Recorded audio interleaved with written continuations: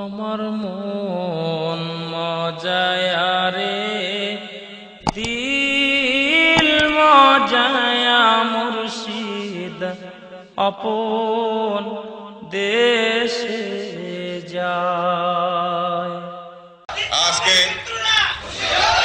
বর্তমান বিশ্ব মুসলিমের এই মহান সংকট লগ্নে অনেক সত্য কথা গোপন করা হয়, আমাদের দৃষ্টিকে ঘুরিয়ে দেওয়া হয়, বিভিন্ন ইখতিলাফ সৃষ্টি করা হয়, প্রতিষ্ঠিত সমস্ত ফতোয়ার বিরুদ্ধে নতুন ফতোয়া প্রবর্তন করে ভ্রাতৃঘাতী লড়াইয়ের দিকে আমাদেরকে ঠেলে দেওয়া হয়।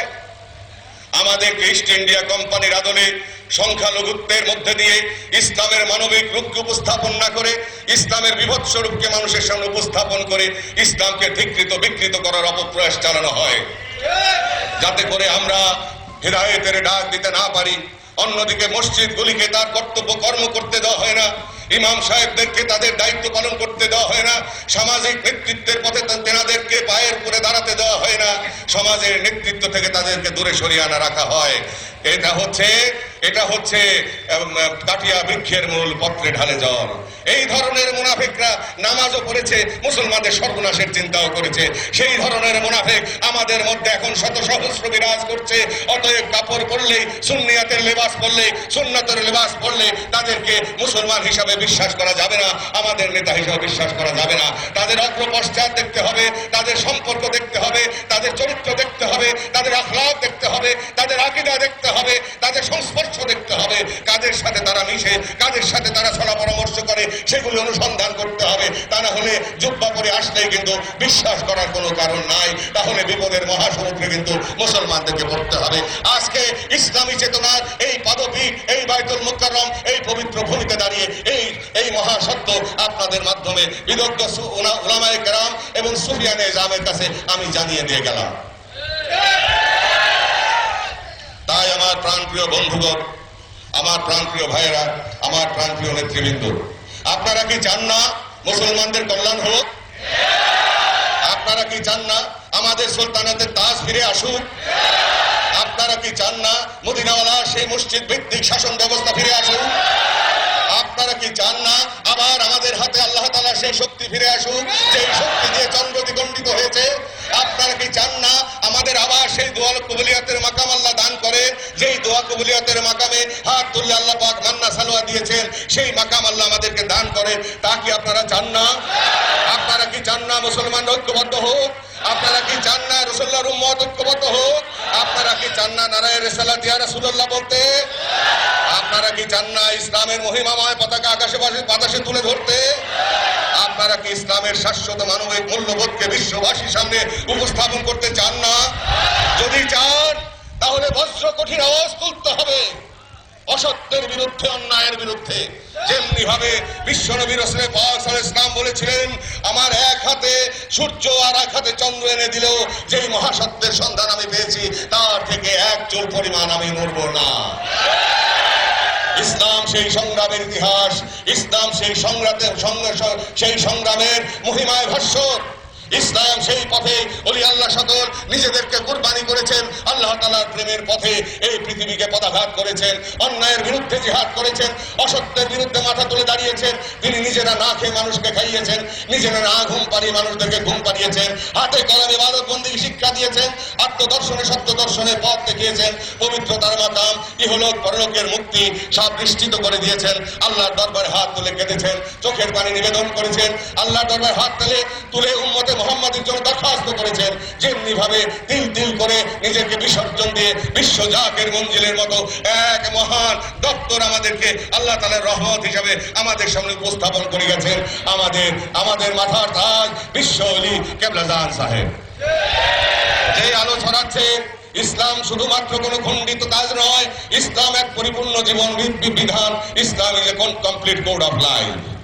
তো সব পরিপূর্ণ জীবন বিধান যদি হয়ে থাকে তাহলে ইসলাম নিরন্নের অন্ন, ইসলাম বস্ত্রহীনের বস্ত্র, ইসলাম আশ্রয়হীনের আশ্রয়, ইসলাম দুস্থের সেবা, ইসলাম রোগীর চিকিৎসা, ইসলাম বেকারের চাকরি, ইসলাম ব্যবসা বাণিজ্য তেজারত হালাল রুজি, ইসলাম আইনের শাসন, ইসলাম প্রেম, ইসলাম ক্ষমা, ইসলাম ভালোবাসা, ইসলাম ঐক্য সংহতি, ইসলাম কুল্লু মুসলিমুন ইখওয়া। পরস্পর ভাই ভাই, এক ভাই আরেক ভাইকে দেখবে, এক ভাই আরেক ভাই বুকে জড়িয়ে ধরবে। ইয়া আল্লাহর কুল্লু মিসকিন টান বললে আমাদেরকে তাড়িয়ে দেবে না। নিশ্চয়ই আরবের উপর অনারব, অনারবের উপর আরবের কোনো প্রাধান্য নাই। কুল্লু মুসলিম মনে খোয়া, প্রাধান্য যার যার তাকওয়া দিয়ে, যার যার পরহেজগারি দিয়ে। বিশ্ব নবীকে কথা বলেন নাই বিদায় হজে? যারা রিসালাতের মর্যাদা অস্বীকার করেন খানায় কাবার দিক তাকান। আল্লাহ পাক সেই মর্যাদার নিদর্শন রেখেছেন মাকাম ইব্রাহিমী, যেখানে আমাদেরকে তওয়াফের পরে 2 রাকাত নামাজ পড়তে হয় ওয়াজিব। রাখেন নাই? জমজম সেখানে সংরক্ষিত আছে। ইসমাইল আলাইহিস সালামের কদমে রসুল আল্লাহ পাক যে পানি দিয়েছিলেন, কিয়ামত পর্যন্ত যা বহমান থাকবে সেই পানি সেখানে সংরক্ষণ করা আছে। বিবি হাজরা আলাইহিস সালাম দৌড়াদৌড়ি করেছিলেন সন্তানের পানির জন্য, সন্তানকে বাঁচানোর জন্য। আল্লাহ পাক হজের আহকামের মধ্যে তা অন্তর্ভুক্ত করেছেন, করেন নাই? আল্লাহ এবং বিশ্ব ইব্রাহিম আলাইহিস সালাম কুরবানি করতে গিয়েছিলেন সন্তানকে, তারই মহিমায় আলোকিত সেই ওসিলায় আল্লাহর রহমত প্রাপ্তির আশায় হজের আহকামের মধ্যে মিনায় গিয়ে কুরবানি করার হুকুম আমাদের উপর এসেছে। উকুফে আরাফায় গিয়ে জবল রহমতের পাহাড়ের উপরে সেখানে জিবরাইল আলাইহিস সালাম আযান দিয়েছিলেন। আযানের ধ্বনিতে যখন বলেছিলেন আশহাদু আন্না মুহাম্মাদার রাসূলুল্লাহ, তখন আদম আলাইহিস সালাম আরশের দিকে তাকিয়েছিলেন। আরশে আজিমের দিকে তাকিয়ে তিনি দেখেছিলেন আল্লাহর নামের সাথে বিশ্ব নবীর নাম। তখন সেই নামের ওসিলা নিয়ে আদম আলাইহিস সালাম আল্লাহর কাছে ক্ষমা চান। আল্লাহ আসরের নামাজের সময় ক্ষমা করে দোয়া কবুলিয়তের সংবাদ দেওয়া হয় মাগরিবের নামাজের সময়। সেই জন্য উকুফে আরাফায় আমাদেরকে যেতে হয়। সেখানে বসে বিশ্ব নবীর ওসিলা নিয়ে আদম আলাইহিস সালামের সুন্নতের উপরে আমল করে আমাদেরকে আল্লাহর রহমতের প্রত্যাশায় এবং আল্লাহ তাআলার তরফ থেকে রহমতের প্রত্যাশায় হাত তুলতে হয়, বন্দেগী করতে হয়। তারপরেও বলে রিসালাতের মর্যাদা নাই, বেলায়েতের মর্যাদা নাই। তাশাহুদ আমরা পড়ি নামাজের সময়, এই তাশাহুদ কোত্থেকে এসেছে? আত্তাহিয়াতু লিল্লাহি ওয়াস সালাওয়াতু ওয়াত তাইয়্যিবাতু। রাসূল পাক সাল্লাল্লাহু আলাইহি ওয়াসাল্লাম মিরাজের রজনীতে গেলেন। রাসূল পাক সাল্লাল্লাহু আলাইহি ওয়াসাল্লাম মাটির তৈরি, হ্যাঁ মাটির তৈরি যদি হয়েই থাকবে 70,000 নূরের পাখা নিয়ে জিবরাইল আলাইহিস সালাম যখন সিদরাতুল মুনতাহায় আটকে গেলেন, যে ইয়া রাসূলুল্লাহ আমি এক পা সামনে যেতে পারবো না, আমার 70,000 নূরের পাখা ভস্মীভূত হবে সামনের তাজাল্লিতে, তেন আপনি এখান থেকে একা যাবেন। আসলো রফরফ, রাসূল পাক সাল্লাল্লাহু আলাইহি ওয়াসাল্লাম সেই রবে করে আরশে আজিমে গেলেন। তিনি জুতা খুলে ফেললেন। আল্লাহ বলেন হে হাবিব আপনার জুতা নিয়ে আরশে আজিমে আসেন, আপনার জুতা ধুলি দিয়ে আমি আরশে আজিমকে পবিত্র করব। রাসূল পাক সাল্লাল্লাহু আলাইহি ওয়াসাল্লাম জুতা নিয়ে গেলেন, গিয়ে আল্লাহ তাআলাকে সালাম দিলেন, আত্তাহিয়াতু লিল্লাহি ওয়াস সালাওয়াতু ওয়াত তাইয়্যিবাতু। আল্লাহ পাক উত্তর দিলেন ওয়াসসালামু আলাইকা আইয়ুহান নাবিয়্যু ওয়া রাহমাতুল্লাহি ওয়া বারাকাতুহু।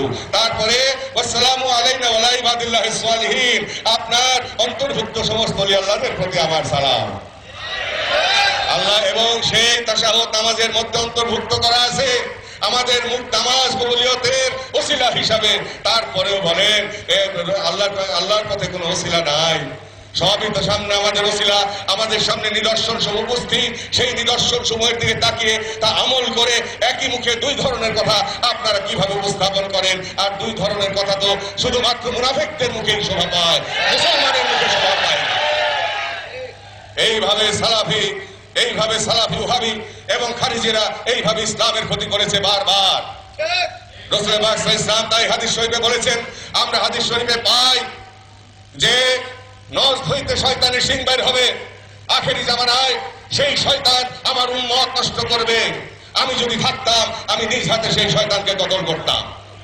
এই নখ হচ্ছে রিয়াদ, এখান থেকে বের হয়েছে আব্দুল্লাহ ইবনে আব্দুল ওয়াহাব নজদি, এবং তারই ধারাবাহিকতায় মওদুদী এবং মওদুদীর ধারাবাহিকতায় আজকে মুসলমানদের মধ্যে যে পতন ধরেছে, নবী প্রেমের উন্মাদনা হারিয়ে গেছে, শুধুমাত্র জান্নাত প্রাপ্তির আশায় মুসলমানের নামাজ পড়ছে, অথচ রাসূল পাক সাল্লাল্লাহু আলাইহি ওয়াসাল্লামের মহব্বতের জায়নামাজ তারা বিছাচ্ছে না, চোখের পানিতে বিধৌত করতেছে না, তাদের হৃদয়ের চোখে আলোকিত করতেছে না। নবী প্রেমের ভিতর রাজ্যের মধ্যে আল্লাহ তাআলার তাজাল্লি সূর্য উদিত হচ্ছে না, মাদ্দাজিল লুহুল আলীর মাকামে তারা বসতে পারতেছে না, দোয়া কবুলিয়তের মাকামে তারা যাইতে পারতেছে না, যার জন্য আমরা এত নামাজ পড়তেছি অথচ ইহুদি নাসারাদের কাছে আমাদেরকে মায়ের খেতে হয়।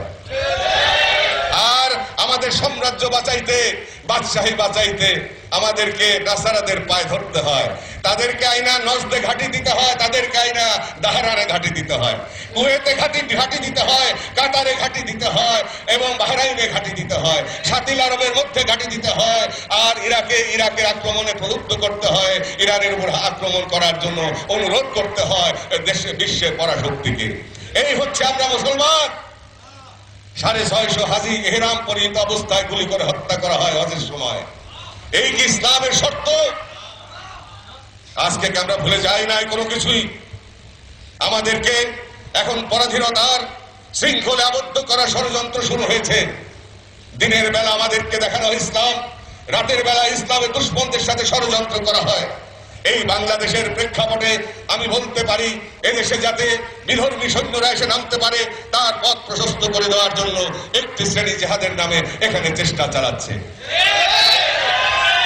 কিতাব ও হিকমা, জ্ঞান এবং কৌশল অবলম্বনে আমাদেরকে চলতে হবে। সময়ের কাজ সময় করতে হবে, ভাবিয়া করিও কাজ করিয়া ভাবিও না। প্রথম কাজ হচ্ছে মান ক্বালা লা ইলাহা ইল্লাল্লাহ ফাদাখালাল জান্নাহ। রাসূল পাক সাল্লাল্লাহু আলাইহি ওয়াসাল্লাম এসে হাদিস শরীফের উপর ভিত্তি করে, কলেমাকে ভিত্তি করে সর্বস্তরের মুসলমানদেরকে ঐক্যবদ্ধ করতে হবে, জাতীয় ঐক্য রচনা করতে হবে।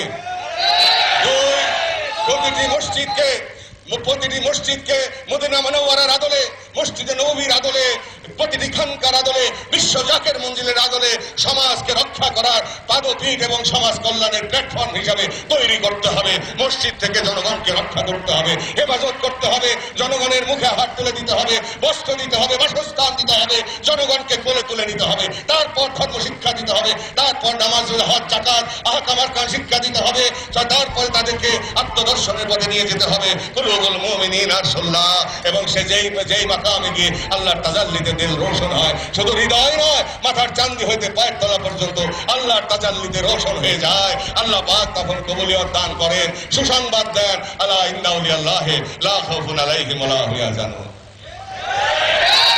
তাই আমার প্রাণ প্রিয় ভ্রাতৃবৃন্দ, উলামায়ে কেরাম, সুন্নিয়াতের অনুসারী সকলকে আহ্বান জানাচ্ছি, অপশক্তিকে মোকাবেলা করতে হবে। যখন শয়তান মুসলমানদেরকে অধর্মের বেশে যখন ধোঁকা দিতে ব্যর্থ হয়, ঈমান হরণে ব্যর্থ হয়, সে তখন মুমিনের বেশ ধরে। এটা ইসলামের ইতিহাস। এইভাবে বেশ ধরে আমাদের ক্ষতি করেছে ইয়াজিদ, এইভাবে বেশ ধরে আমাদের ক্ষতি করেছে মীর জাফর। আমরা এক ইয়াজিদ দেখেছি, এক মীর জাফর দেখেছি, এখন শত সহস্র ইয়াজিদ মীর জাফর মুসলিম জাহানে ঘুরছে। সাবধান দেশবাসী, সাবধান। আপনাদেরকে সতর্ক করলাম, পৃথিবীর অবস্থা ভালো না। কালো মেঘের ঘন ঘটা মধ্যপ্রাচ্যে আমরা দেখতে পাচ্ছি, কালো মেঘের ঘন ঘটা আমরা মধ্যপ্রাচ্যে দেখতে পাচ্ছি। নামাজ রোজা তো দূরের কথা, মুসলমান হিসাবে আমরা জগতের উপরে থাকবো কিনা আজ তা প্রশ্নবিদ্ধ। এমনকি মক্কা মদিনা অ্যাটম বোমা দিয়ে উড়িয়ে দেওয়ার চক্রান্ত কিন্তু হচ্ছে, আর সেগুলো গোপন করা হয়, আর গালিগালাজ করা হয় ওলি আল্লাহদেরকে, ফকির লোককে। হুব্বুল ফুকারাও মিফতাহুল জান্নাহ, ফকির লোকের মহব্বত বেহেশতের চাবি। এই ফুকারার উপরে কোরআন পাকে অনেক আয়াত নাযিল হয়েছে, এই কালবের উপরে কোরআন শরীফ 124 আয়াত নাযিল হয়েছে, অথচ তা নিয়ে কোনো কথা নাই। জিহাদি আকবর, যাকে রাসূল পাক সাল্লাল্লাহু আলাইহি ওয়াসাল্লাম তাবুকের যুদ্ধ থেকে ফিরে এসে বললেন যে, হে সাহাবীগণ, তোমরা ছোট জিহাদ থেকে বড় জিহাদের দিকে ধাবিত হও। সাহাবায়ে কেরামরা জিজ্ঞাসা করলেন, ইয়া রাসূলুল্লাহ, এর চাইতে বড় জিহাদ কোনটা? সেটা বললেন যে তোমার নফসের সাথে জিহাদ। অতএব যদি জিহাদে আসগরে জয়যুক্ত হতে হয়, আগে জিহাদে আকবর আনতে হবে, আগে নফসে মুতমাইন্নায় যেতে হবে, আগে আল্লাহ তাআলার রহমতের দরজায় যেতে হবে, আগে বিশ্বনবীর প্রেমে পাগল হতে হবে, তারপর আল্লাহ পাকের তাজাল্লিতে রৌশন হয়ে তারপর দিগ্বিজয়ে বের হতে হবে, আলোকিত করতে হবে বিশ্বভুবনকে, ফিরিয়ে আনতে হবে মসজিদের মহিমা, মানবতার পীঠস্থান হিসাবে, কল্যাণের পীঠস্থান হিসাবে, নেতৃত্বের পীঠস্থান হিসাবে ইমামদেরকে তাদের সমহিমায় বসাতে হবে, তাদেরকে সেই শিক্ষায় শিক্ষিত করতে হবে। কাটিয়া বৃক্ষের মূল, পত্রে ঢালি জল, এই পথে যারা ইসলামের সেবা করতে চান, কি সেবা তারা আমরা করেছেন তা আমরা এখন হারে হারে উপলব্ধি করতে পারছি। অরক্ষিত রেখে, অপ্রস্তুত রেখে জিহাদের নামে আমাদেরকে হাজার হাজার কোটি শক্তি, হাজার হাজার গুণ শক্তিশালী বিধর্মী শক্তির সামনে মোকাবেলায় আমাদেরকে নিয়ে যাওয়ার চেষ্টা করা হয়, যাদেরকে বসনিয়া হার্জেগোভিনার মতো আমাদেরকে মাটির সাথে পিষিয়ে মারা যায়। কোথায় ছিলেন? 70 বছর আগে আমরা তেল পেয়েছিলাম, এই তেলের উপর মুসলমানদের হক ছিল, সমস্ত দরিদ্র মুসলমানদের হক ছিল এই তেলের উপরে। সেই তেল কোথায় গেছে? কেন এক মুসলিম দেশ সমূহ সেখান থেকে সাহায্য পায় না? কেন মুসলিম দেশের বাজেট সেই তেলের টাকা থেকে আসে না? আজকে প্রশ্নবিদ্ধ হবে। যদি রাসূল পাক সাল্লাল্লাহু আলাইহি ওয়াসাল্লামের পাক জওয়ান আমরা স্মরণ করি, বিদায় হজের কথা, আরব এবং অনারবের মধ্যে কোনো পার্থক্য নাই। পার্থক্য তার পরহেজগারি দিয়ে, তার তাকওয়া দিয়ে। কুল্লু মুসলিমুন ইখওয়া। তাই যদি হয় তবে মুসলিম জাতিসত্তার জন্য এই সম্পদ ব্যয় হওয়ার কথা ছিল, কিন্তু সেই সম্পদ আমাদের জন্য ব্যয় হয় না। বরঞ্চ আমাদেরকে অবজ্ঞা করা হয় যে তোমরা মিসকিন, কুল্লু মিসকিনান বাররা, এখান থেকে চলে যাও। আমেল বলা হয়, চাকর বলা হয়। পরিষ্কার ভাষায় বলে দেই, কুলিল্লাহুম্মা মালিকাল মুলকি তুতিল মুলকা মান তাশা ওয়া তানজিউল মুলকা মিম্মান তাশা ওয়া তুইজ্জু মান তাশা ওয়া তুযিল্লু মান তাশা বিয়াদিকাল খায়র ইন্নাকা আলা কুল্লি শাইইন কাদির। তুলিজুল লাইলা ফিন নাহার ওয়া তুলিজুন নাহারা ফিল লাইল ওয়া তুখরিজুল হাইয়া মিনাল মাইয়াতি ওয়া তুখরিজুল মাইয়াতা মিনাল হাই ওয়া তারযুকু মান তাশা বিগাইরি হিসাব। আল্লাহ যাকে খুশি তাকে রাজত্ব দিতে পারেন, যাকে খুশি তার কাছ থেকে রাজত্ব ছিনিয়ে নেন। যাকে খুশি তাকে ইজ্জত দান করেন, যাকে খুশি তার কাছ থেকে ইজ্জত ছিনিয়ে নেন। যাকে খুশি তাকে রাতকে দিনের মধ্যে, দিনকে রাতের মধ্যে প্রবেশ করান। যাকে খুশি তাকে তিনি বেহিসাব রিজিক দান করেন। অতএব আপনাদেরকে রিজিক দেওয়া হয়েছিল, সেই রিজিক মুসলিম জাহানের কাজে আসে নাই। মুসলিম জাতিগুলো মাথা তুলে দাঁড়াতে পারে নাই। 57টি মুসলিম রাষ্ট্র মাথা তুলে দাঁড়াতে পারে নাই। আমাদের মধ্যে কোনো সামরিক জোট নাই, আমাদের মধ্যে অর্থনৈতিক জোট নাই, আমাদের মধ্যে সম্পদের জোট নাই, আমাদের ভিতরে ঐক্য সম্প্রতি ভ্রাতৃত্ব শৃঙ্খলা নাই। আমাদের মধ্যে আছে স্বার্থপরতা, আমাদের মধ্যে আছে আত্মকেন্দ্রিকতা, আমাদের মধ্যে আছে ষড়যন্ত্র, আমাদের মধ্যে আছে চক্রান্ত। এইভাবে মুসলমানদের খেদমত করা যাবে না। মুসলমানদের খেদমত করতে হলে অলিপ্তের মর্যাদায় গিয়ে খেদমত করতে হবে, সাহাবাদের গুণাগুণ অর্জন করতে হবে, তবেই মুসলমানদের খেদমত করা যাবে। শয়তানের হাত দিয়ে মুসলমানের খেদমত হইতে পারে না।